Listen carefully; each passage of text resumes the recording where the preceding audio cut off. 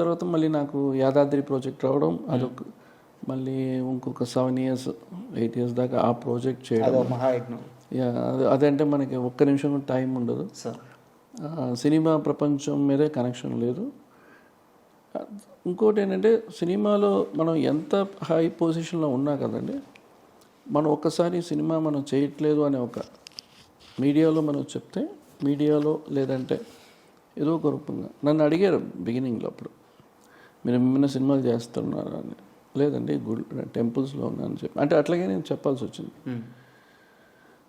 దాని తర్వాత సినిమాలో నాకు అంటే దే విల్ ఫర్గెట్, మర్చిపోయారు. ఆనంద్ సాయి వాళ్ళు లేదు, ఆయన టెంపుల్స్లో ఉన్నారని. ఇది సినిమాలో మీరు సక్సెస్ ఉన్నంత వరకు your success will take you somewhere.